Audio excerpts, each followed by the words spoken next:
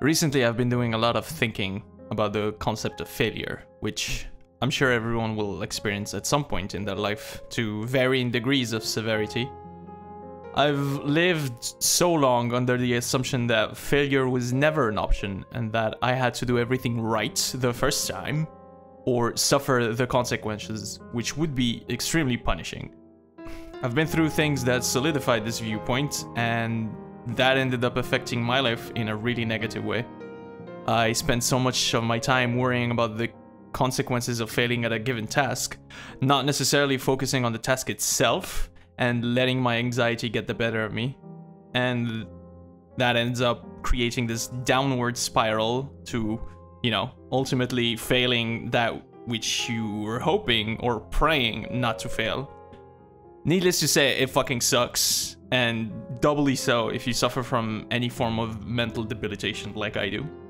I'm a film student, and at school we're taught that making a film is a team effort and that people need to be able to do their job to serve the film, make sure it's done well, every position is important, and everyone is expected to pull their weight, which is fine, It encourages building a tight-knit team with a strong sense of camaraderie and teamwork, and provided you like the people you work with, you can make the experience a ton of fun.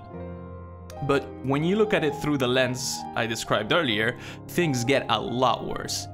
You start doubting your abilities, wondering if you're really the right person for the job. You feel this insane weight on your shoulders, and you start panicking at every misstep, every misclick, every failed take, etc., etc. You just want to make sure you're a reliable teammate by doing your best, but instead of focusing on doing your best, you focus on what would happen if you don't do your best, which is super counterproductive, and at the end of the day, your performance is hampered and you end up under-delivering, failing to live up to these insane expectations you set for yourself because you view failure in such a toxic way. If you haven't realized by now, I am actually describing my own experience regarding this subject.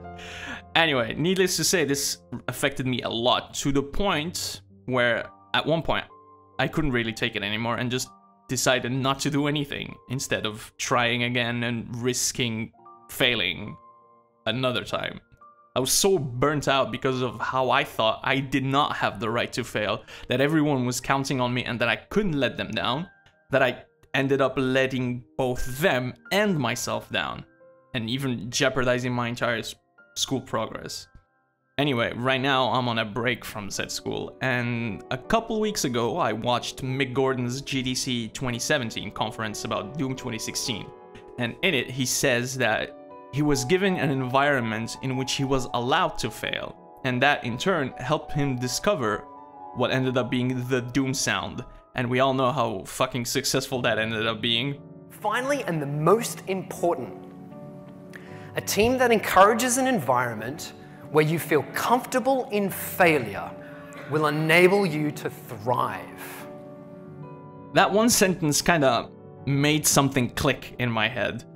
All this time, I never really gave myself the chance or the ability to fail, to stumble, to make mistakes, and every time I did that, I severely beat myself up over it to a frightening degree. And because of that, I ended up being stuck in my comfort zone, doing things I know I'm already good at. That way I don't need to worry about failing.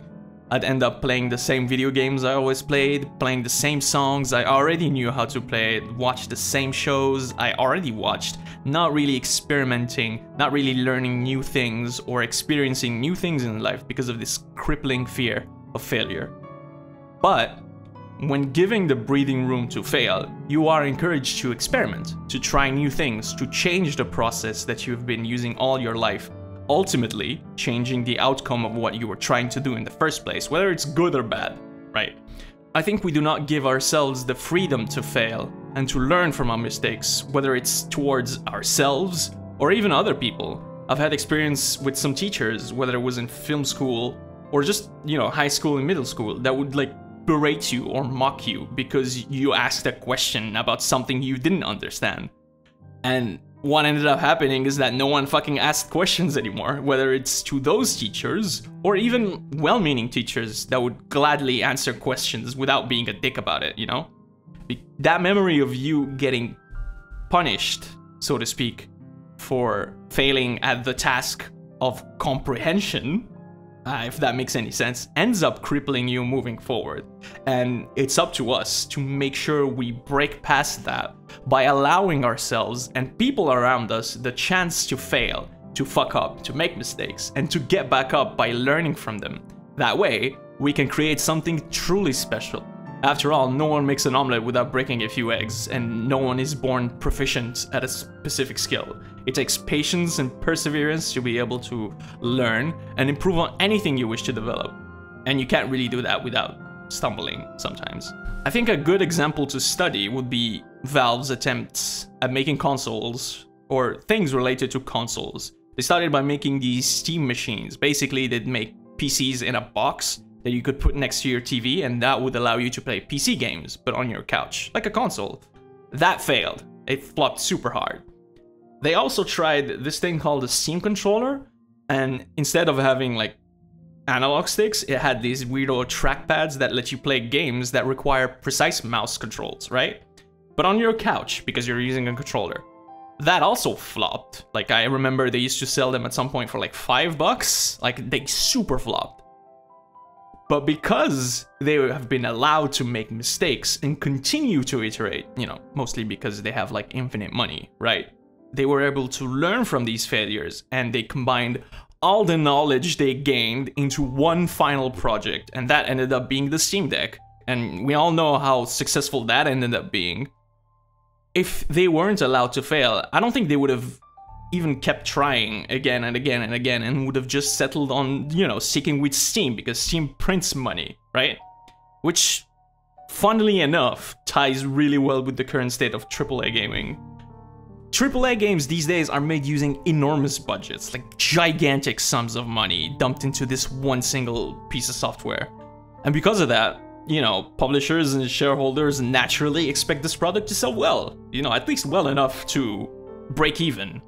And because of that, game developers just end up going for the safest genres around and making sure the game appeals to as wide of an audience as possible.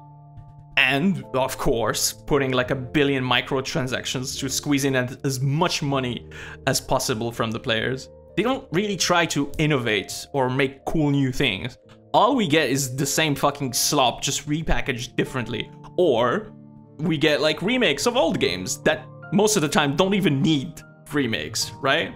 They end up just going for what's already established and what is known to work all the time.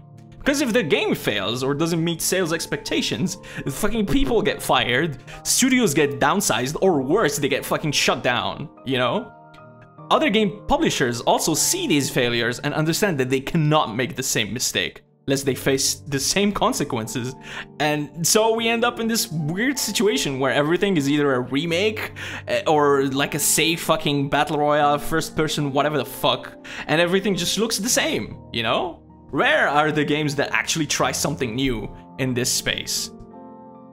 On the other hand, you get smaller budget titles like AA games or indie games, and those end up being the more creative ones, you know, the ones that push the medium forward by introducing new ideas, trying new things, even if it means failing in one way or another, right? And because of this, we get like super crazy good games like Ultra Kill, Hades, Disco Elysium, Cruelty Squad, Signalis, etc, etc, and they're all like, all of these are financially successful, you know? Of course, obviously, like, failing isn't exactly consequence-free for these as well, but it's way less harsh than making like a $400 million game that miserably bombs on release, like a Concord, for example. The point of all this fucking rambling is that we need to rethink our relationship with failure. I need to rethink my relationship with failure. I want to stop being so fucking harsh towards myself and just allow myself enough breathing room to be able to try new things, you know, change things up, experiment with how I go about things, you know, even if it doesn't work, even if I fail. Hell, I've always been so worried about making a video like this because I was afraid it would end up bad. And to be honest, like, maybe it is, I don't really know. I'm not exactly the best at talking to a microphone or writing scripts or anything of that nature because I haven't done it before and I haven't been allowed to try these things for fear of failure, you know? And with this, I think I'm taking the first steps towards, you know, changing my perspective on the matter and with perseverance and persistence and enough hard work, I know I can change for the better. And if you ever fucking watch this video for whatever reason, I hope you get to do that as well. And that's it. See you, bye.